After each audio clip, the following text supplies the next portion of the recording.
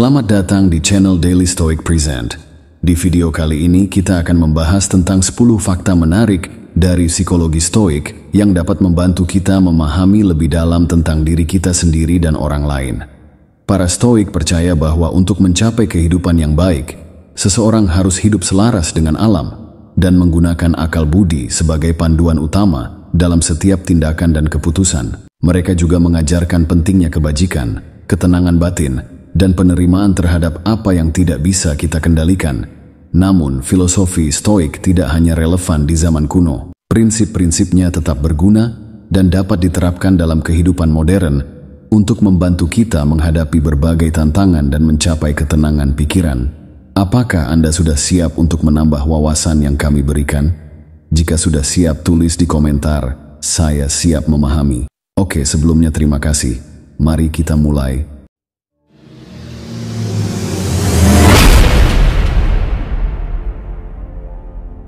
Fakta pertama, manusia cenderung terpengaruh oleh lingkungan mereka.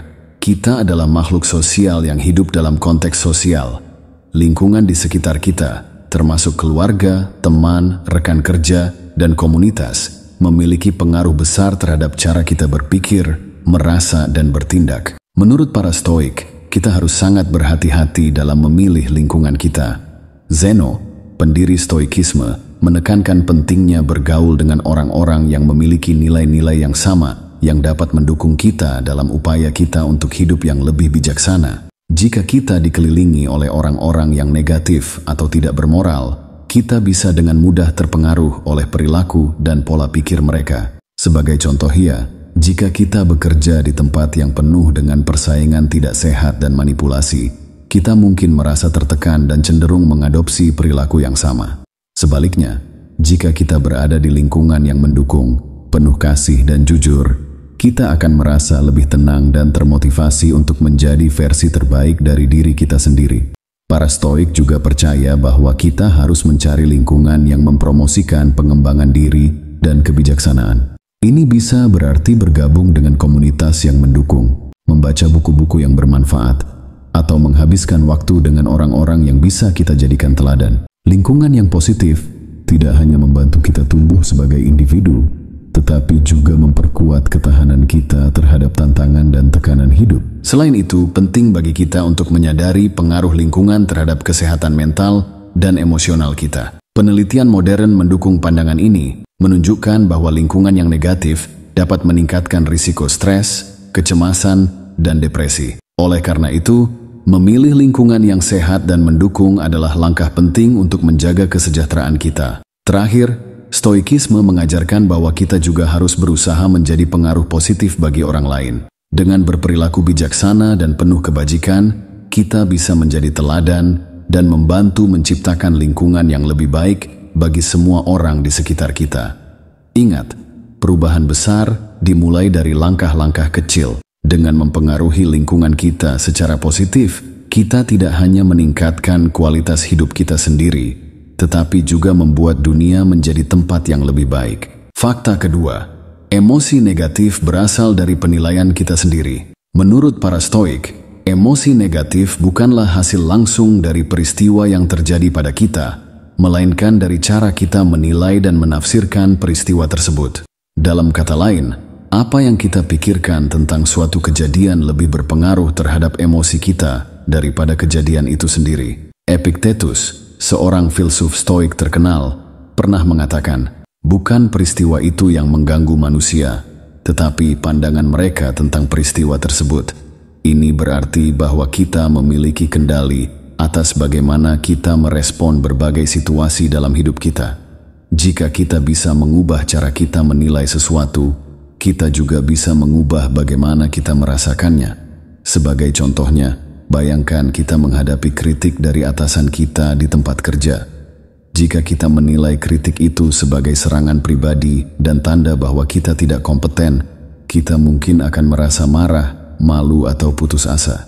Namun, jika kita melihat kritik itu sebagai umpan balik konstruktif yang dapat membantu kita berkembang dan menjadi lebih baik, kita akan lebih mungkin merasa termotivasi dan bersyukur.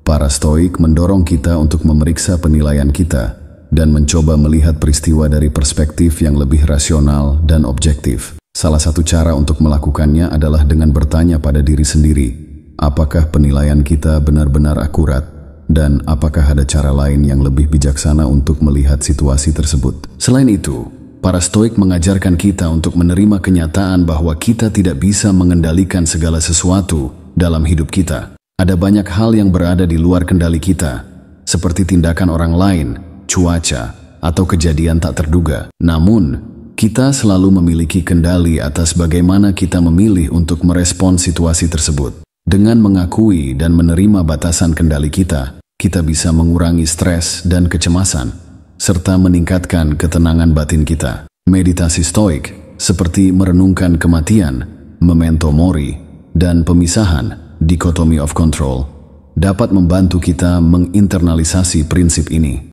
Dengan rutin melatih pikiran kita untuk fokus pada apa yang bisa kita kendalikan dan melepaskan apa yang tidak bisa kita kendalikan, kita bisa mengembangkan sikap yang lebih tenang dan bijaksana dalam menghadapi berbagai tantangan hidup. Terakhir, penting untuk diingat bahwa mengubah penilaian kita adalah proses yang membutuhkan waktu dan latihan. Tidak mudah untuk mengubah cara kita berpikir, terutama jika kita telah terbiasa dengan pola pikir tertentu. Namun, dengan kesabaran dan ketekunan, kita bisa belajar untuk menilai peristiwa dengan cara yang lebih positif dan rasional, yang pada akhirnya akan membantu kita mencapai kebahagiaan dan ketenangan batin yang lebih besar. Fakta ketiga, ketenangan batin adalah kekuatan utama.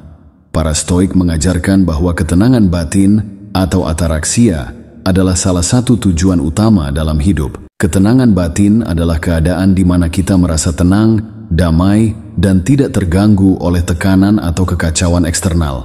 Ketenangan batin tidak berarti kita tidak pernah merasa marah atau sedih. Sebaliknya, ini berarti kita memiliki kemampuan untuk mengelola dan merespons emosi kita dengan cara yang sehat dan bijaksana. Kita tidak membiarkan emosi kita menguasai kita, tetapi kita menguasai emosi kita. Marcus Aurelius, seorang kaisar Romawi dan salah satu filsuf Stoik paling terkenal, menulis dalam bukunya Meditations bahwa kita harus selalu berusaha untuk menjaga ketenangan batin kita, tidak peduli apa yang terjadi di sekitar kita. Dia menyarankan kita untuk selalu mengingat bahwa kita memiliki kekuatan untuk memilih bagaimana kita merespon situasi, dan bahwa ketenangan batin kita adalah sesuatu yang ada di dalam kendali kita. Salah satu cara untuk mencapai ketenangan batin adalah dengan mempraktikkan penerimaan. Para Stoik percaya bahwa kita harus menerima kenyataan apa adanya, tanpa mengeluh atau berusaha melawannya. Penerimaan bukan berarti kita pasrah atau tidak berusaha untuk memperbaiki keadaan,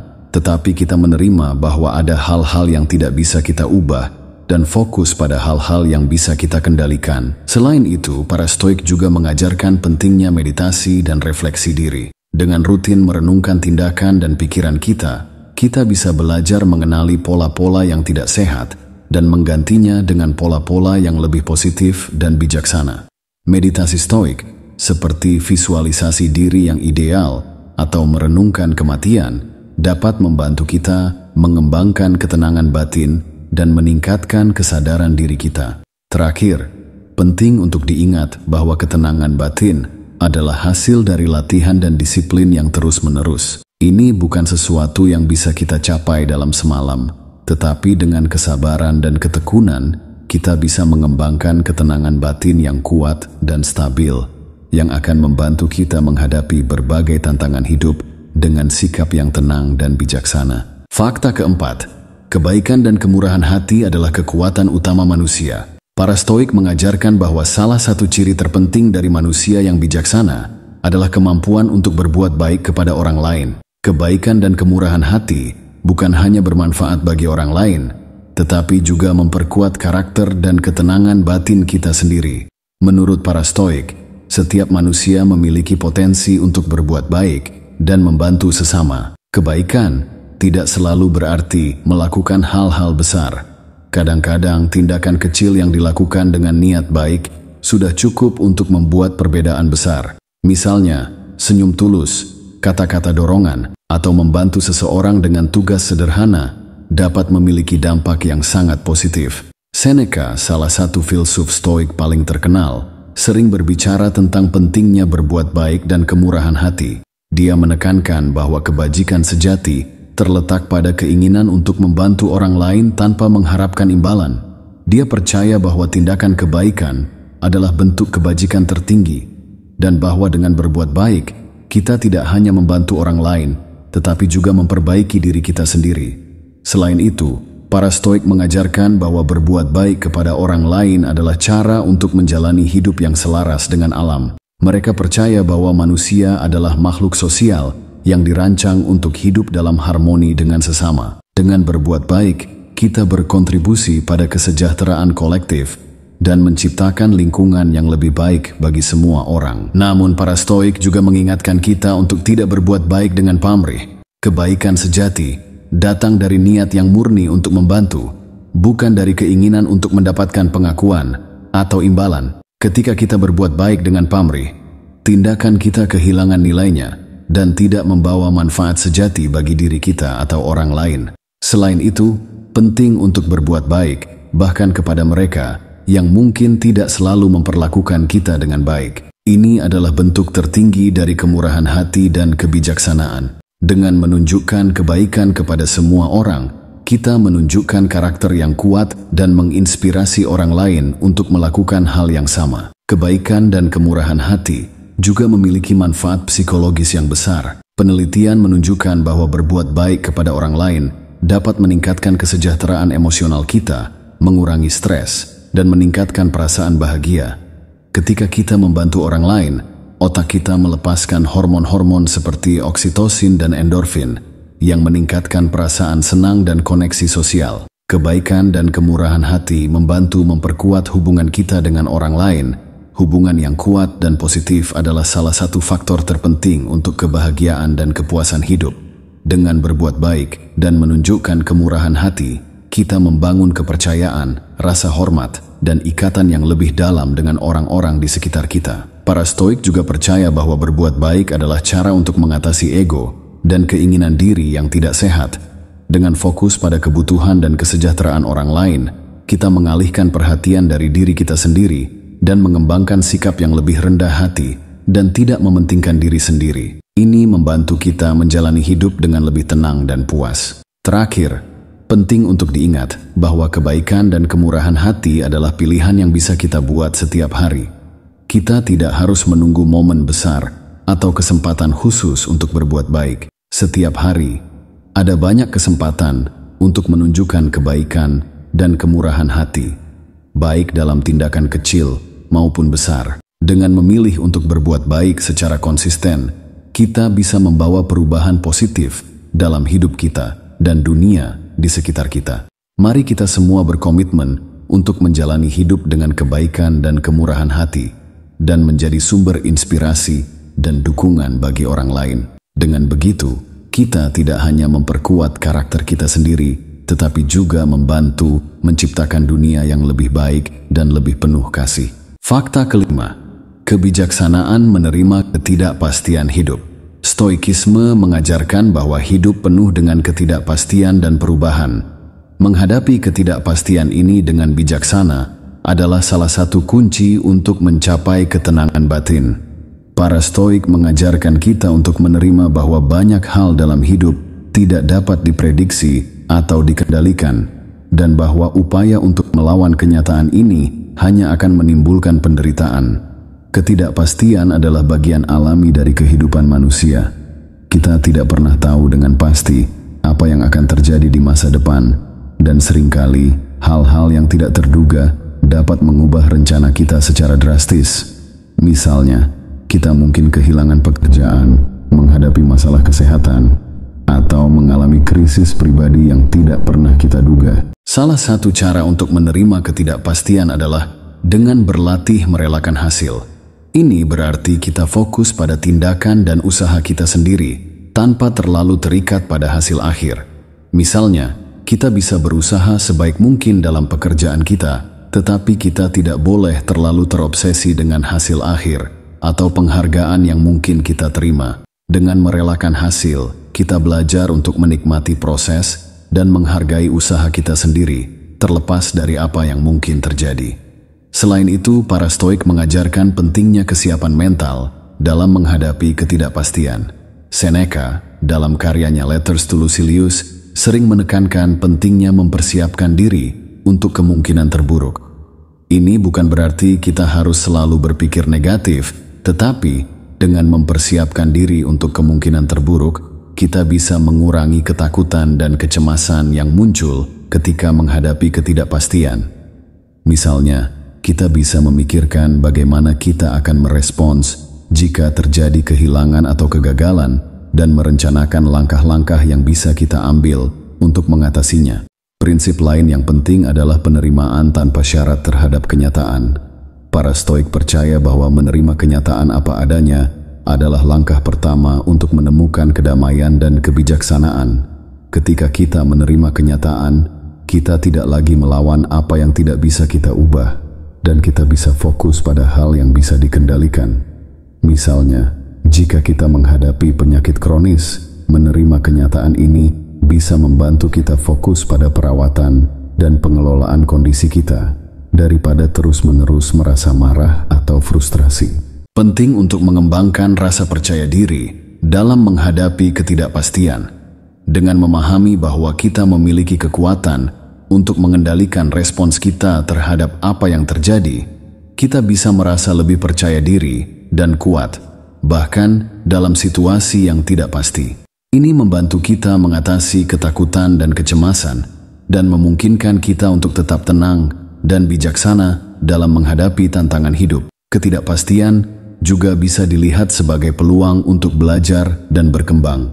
Setiap tantangan yang kita hadapi memberi kita kesempatan untuk belajar sesuatu yang baru tentang diri kita sendiri dan dunia di sekitar kita. Misalnya, menghadapi kehilangan bisa mengajarkan kita tentang pentingnya kebijaksanaan dan ketahanan, sementara menghadapi kegagalan bisa memberi kita wawasan tentang bagaimana kita bisa berkembang dan memperbaiki diri. Akhirnya, menerima ketidakpastian membantu kita menjalani hidup dengan lebih penuh dan autentik. Ketika kita tidak lagi takut terhadap apa yang mungkin terjadi, kita bisa lebih berani mengambil risiko dan mengejar impian kita. Kita bisa hidup dengan lebih jujur dan terbuka, tanpa terikat oleh ketakutan atau kecemasan tentang masa depan.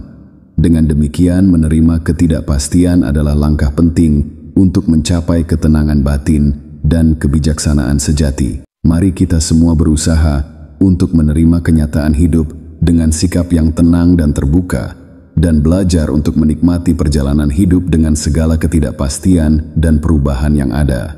Fakta ke-6. Mengatasi kesulitan dengan ketahanan dan ketenangan. Stoikisme mengajarkan bahwa hidup akan selalu menghadirkan kesulitan dan tantangan. Cara kita merespons kesulitan ini menentukan kualitas hidup kita. Para Stoik menekankan pentingnya ketahanan, kemampuan untuk tetap kuat dan teguh dalam menghadapi kesulitan, dan ketenangan batin dalam mengatasi segala rintangan. Salah satu tokoh Stoik yang terkenal, Epictetus, pernah mengatakan bahwa kesulitan menunjukkan apa itu manusia. Dalam menghadapi kesulitan, kita memiliki kesempatan untuk menunjukkan keberanian, kebijaksanaan, dan ketabahan kita. Kesulitan bukanlah hal yang harus kita takuti atau hindari, tetapi kesempatan untuk berkembang dan menjadi individu yang lebih kuat dan bijaksana. Ketahanan adalah kemampuan untuk bangkit kembali setelah menghadapi kesulitan. Ini adalah kualitas yang bisa kita kembangkan melalui latihan dan disiplin. Misalnya, ketika kita menghadapi kegagalan, penting untuk tidak menyerah atau merasa putus asa. Sebaliknya, kita bisa melihat kegagalan sebagai kesempatan untuk belajar dan memperbaiki diri. Dengan setiap kesulitan yang kita atasi, kita menjadi lebih kuat dan lebih tangguh. Para Stoik juga mengajarkan pentingnya menjaga ketenangan batin dalam menghadapi kesulitan. Ketenangan batin berarti tetap tenang dan terkendali, bahkan dalam situasi yang sulit atau menegangkan. Ini bisa dicapai melalui praktik-praktik seperti meditasi, refleksi diri, dan penerimaan. Dengan menjaga ketenangan batin, kita bisa berpikir lebih jernih dan membuat keputusan yang lebih baik dalam menghadapi tantangan. Selain itu, Para Stoik percaya bahwa kesulitan adalah bagian alami dari hidup yang harus kita terima dengan lapang dada. Mereka mengajarkan bahwa setiap orang akan menghadapi kesulitan dan bahwa cara kita merespons kesulitan ini adalah yang paling penting. Misalnya, kita bisa memilih untuk melihat kesulitan sebagai ujian karakter dan kesempatan untuk berkembang, daripada sebagai hambatan yang harus dihindari. Mengembangkan sikap yang positif terhadap kesulitan juga membantu kita mengurangi stres dan kecemasan. Ketika kita melihat kesulitan sebagai peluang untuk belajar dan berkembang, kita tidak lagi merasa tertekan oleh tantangan yang muncul. Sebaliknya, kita bisa menghadapi kesulitan dengan sikap yang lebih optimis dan penuh harapan. Penting untuk mencari dukungan dari orang-orang di sekitar kita ketika menghadapi kesulitan. Para Stoik mengajarkan pentingnya komunitas dan dukungan sosial dalam menghadapi tantangan hidup. Dengan berbagi beban kita dengan orang lain dan menerima bantuan dan dukungan, kita bisa merasa lebih kuat dan mampu menghadapi kesulitan dengan lebih baik. Fakta ketujuh, menghadapi kehidupan dengan keberanian.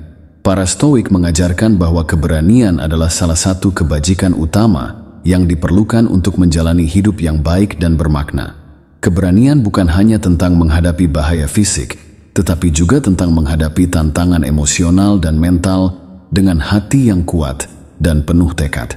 Keberanian dalam Stoikisme melibatkan kemampuan untuk menghadapi ketakutan dan ketidakpastian dengan kepala tegak.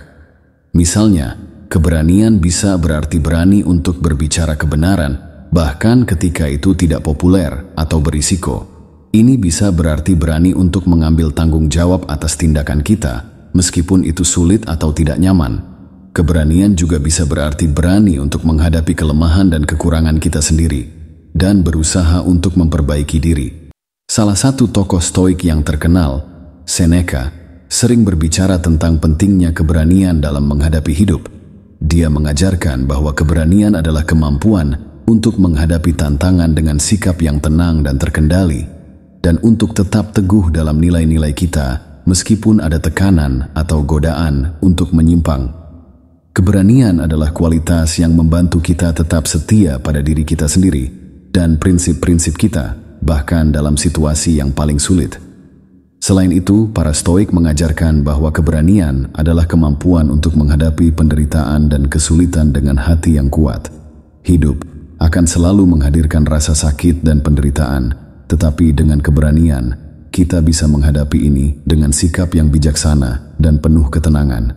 Misalnya, keberanian bisa berarti menghadapi penyakit kronis dengan ketenangan dan pengendalian diri, atau menghadapi kehilangan orang yang kita cintai dengan hati yang kuat dan penuh kasih sayang. Keberanian juga melibatkan kemampuan untuk mengambil risiko yang diperhitungkan dalam mengejar tujuan dan impian kita.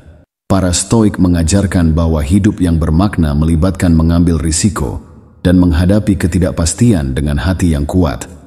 Misalnya, keberanian bisa berarti berani untuk memulai bisnis baru, meskipun ada risiko kegagalan, atau berani untuk mengejar impian kita, meskipun ada tantangan yang harus dihadapi. Selain itu, keberanian juga melibatkan kemampuan untuk bertindak dengan integritas dan kejujuran dalam segala situasi. Para Stoik mengajarkan bahwa keberanian adalah kemampuan untuk tetap setia pada prinsip-prinsip kita, bahkan ketika itu sulit atau tidak nyaman. Misalnya, keberanian bisa berarti berani untuk menolak tawaran yang tidak etis, meskipun itu menguntungkan, atau berani untuk mengakui kesalahan kita dan berusaha untuk memperbaikinya. Penting untuk diingat bahwa keberanian bukan berarti tidak memiliki ketakutan, tetapi kemampuan untuk menghadapi ketakutan dengan hati yang kuat dan penuh tekad. Para Stoik mengajarkan bahwa ketakutan adalah bagian alami dari pengalaman manusia, tetapi dengan keberanian, kita bisa belajar untuk menghadapi ketakutan ini dengan kepala tegak dan hati yang kuat. Fakta ke-8, mencapai keseimbangan emosional melalui Stoikisme. Stoikisme mengajarkan bahwa keseimbangan emosional adalah hasil dari pengendalian diri dan penerimaan terhadap hal-hal yang tidak bisa kita ubah. Para Stoik percaya bahwa emosi kita tidak harus mengendalikan kita, tetapi kita bisa mengendalikan bagaimana kita merespons emosi tersebut. Keseimbangan emosional melibatkan kemampuan untuk merespons perasaan kita dengan cara yang konstruktif dan bijaksana. Ini berarti tidak membiarkan emosi kita menguasai kita atau membuat keputusan yang impulsif, tetapi sebaliknya menghadapi emosi kita dengan ketenangan dan refleksi. Misalnya, ketika kita merasa marah atau frustrasi, kita bisa menggunakan teknik-teknik stoik seperti perenungan dan penerimaan untuk mengelola perasaan ini dengan cara yang lebih tenang. Fakta ke-9, stoikisme dalam konteks modern. Meskipun stoikisme adalah filosofi kuno, prinsip-prinsipnya masih relevan dan bermanfaat dalam konteks kehidupan modern. Di era digital dan dunia yang serba cepat ini, prinsip-prinsip stoik dapat membantu kita menghadapi tantangan dan tekanan dengan lebih baik, serta menemukan ketenangan batin dalam kehidupan yang sibuk dan penuh stres. Salah satu cara stoikisme diterapkan dalam konteks modern adalah melalui pengelolaan stres dan kecemasan. Dalam dunia yang penuh dengan tuntutan dan tekanan, mudah untuk merasa overwhelmed dan stres. Prinsip-prinsip stoik seperti penerimaan dan fokus pada apa yang bisa kita kendalikan membantu kita mengatasi stres dan mengelola tekanan dengan lebih baik. Misalnya, kita bisa menggunakan teknik-teknik stoik untuk mengelola stres di tempat kerja dengan fokus pada tugas-tugas yang bisa kita kendalikan dan menghindari kecemasan tentang hal-hal di luar kendali kita. Stoikisme juga relevan dalam konteks hubungan pribadi. Prinsip-prinsip seperti keadilan, pengendalian diri, dan kebijaksanaan dapat membantu kita membangun hubungan yang lebih sehat dan harmonis. Misalnya, dengan menerapkan prinsip keadilan dalam hubungan kita bisa lebih memahami dan menghormati kebutuhan dan perasaan pasangan kita, serta menyelesaikan konflik dengan cara yang konstruktif. Pengendalian diri juga penting dalam mengelola emosi dan reaksi kita dalam hubungan, membantu kita berkomunikasi dengan lebih baik dan mengatasi perbedaan dengan sikap yang tenang. Fakta ke-10, kekuatan pengendalian diri dalam kehidupan. Pengendalian diri adalah kebajikan yang sangat penting dalam stoikisme dan memainkan peran utama dalam mencapai keseimbangan dan kebahagiaan. Dalam dunia modern, di mana kita seringkali dihadapkan pada berbagai godaan dan distraksi, pengendalian diri menjadi kunci untuk menjalani kehidupan yang produktif dan memuaskan. Pengendalian diri melibatkan kemampuan untuk menahan keinginan dan emosi yang bisa mengganggu tujuan dan kesejahteraan kita. Ini bukan hanya tentang menahan diri dari perilaku negatif, tetapi juga tentang mengelola kebiasaan dan dorongan kita dengan cara yang sehat dan produktif. Misalnya, pengendalian diri bisa berarti menunda kepuasan instan dan fokus pada tujuan jangka panjang, seperti berkomitmen untuk rutinitas olahraga atau menjaga pola makan yang sehat. Dalam konteks pekerjaan, pengendalian diri membantu kita untuk tetap fokus dan produktif. Ketika dihadapkan pada gangguan atau tekanan, kemampuan untuk tetap tenang dan memusatkan perhatian pada tugas-tugas yang penting sangatlah penting. Misalnya, kita bisa menggunakan teknik pengendalian diri untuk menghindari prokrastinasi dengan menetapkan prioritas dan mengatur waktu kita secara efektif. Pengendalian diri juga berperan dalam mengelola emosi kita. Dalam situasi stres atau konflik, kemampuan untuk merespons dengan ketenangan dan rasionalitas membantu kita membuat keputusan yang lebih baik dan menghindari reaksi impulsif. Misalnya, jika kita merasa marah atau frustrasi, pengendalian diri memungkinkan kita untuk menarik napas dalam-dalam, merenung sejenak dan merespons dengan cara yang lebih konstruktif dan tenang. Terima kasih sudah menonton video ini. Klik tombol suka jika Anda suka videonya dan jangan lupa subscribe ya. Sampai jumpa.